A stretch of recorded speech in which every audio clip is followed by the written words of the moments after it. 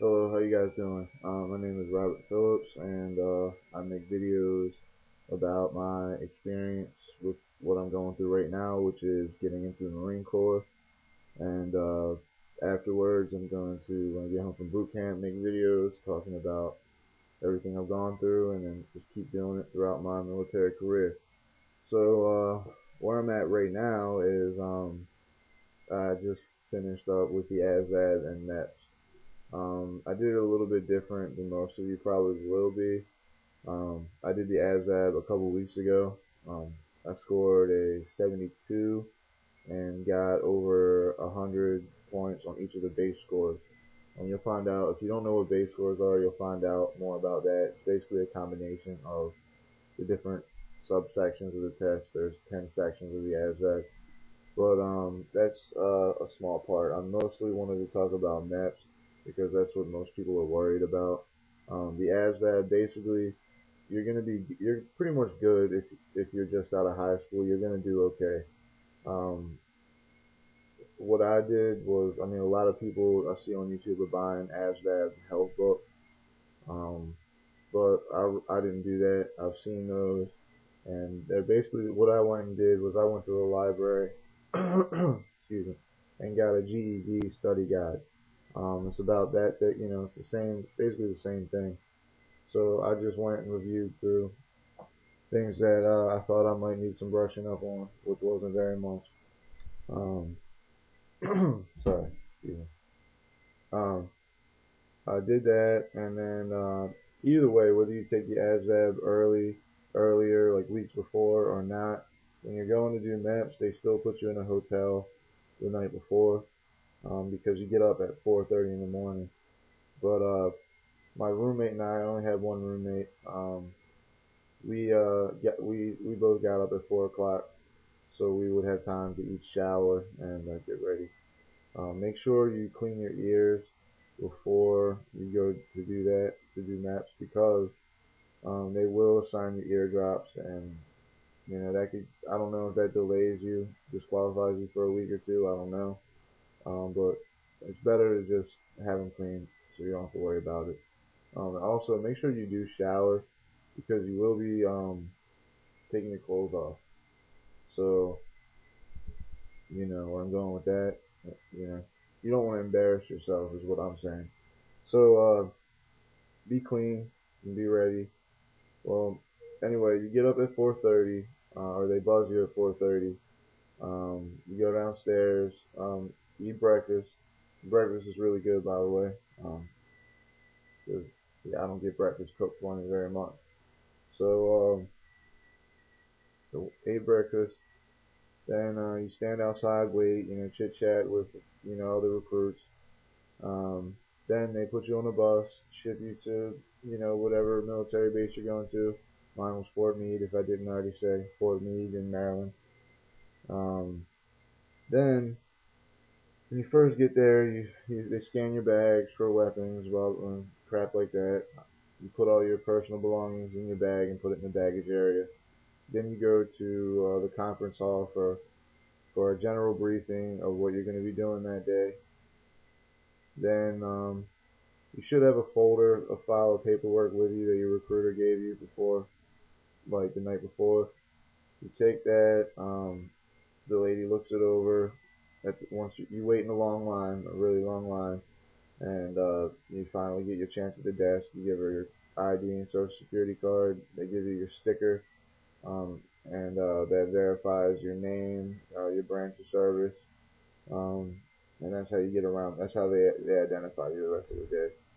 So after you do that, you go down a hallway through a few doors, and then you're in the medical area. And what they did for me was they gave us another briefing.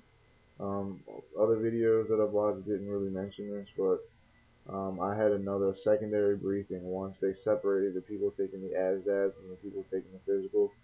All the people getting the physicals went to a medical briefing, which there they just you go over your paperwork and check for any errors, and they tell you how to fix them if there is, and you know, just verify everything correct. And also, while this is getting done, they come around the room, somebody else, comes around the room and gets a blood pressure reading on you, and gives you a breathalyzer. Um, this just don't drink in the hotel. So I heard some people did that. Don't do that. That's just retarded. You know, that just proves that you're not taking the whole thing seriously. Like, come on, how immature can you be?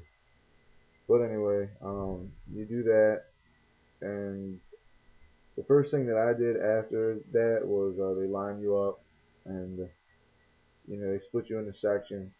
Because like they had too many people when I was there. They had too many people in the briefing. They were like overburdened and understaffed. So that might have had an effect on the order of things. So I don't know. It's probably different for everybody. You go on a different day, it's probably going to be a different situation. So the first thing I did was the hearing test. You read a little information packet and the instructions.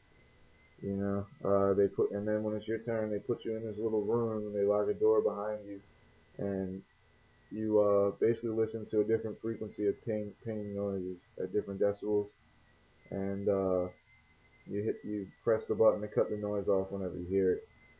Um, yeah, that's not a big deal.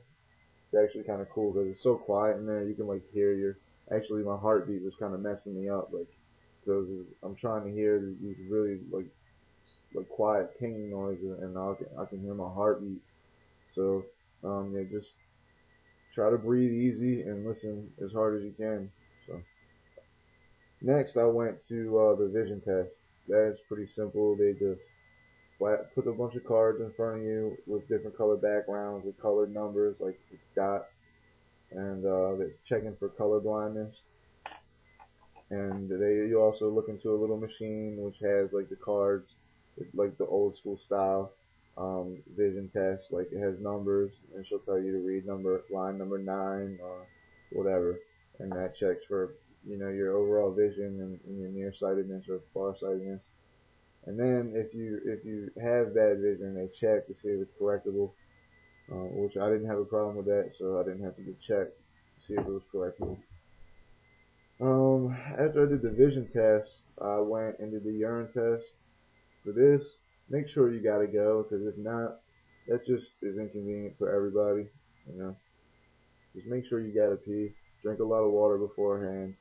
The base that I was at had a lot of water fountains around, so I drank at the hotel, and I drank like throughout up until that point.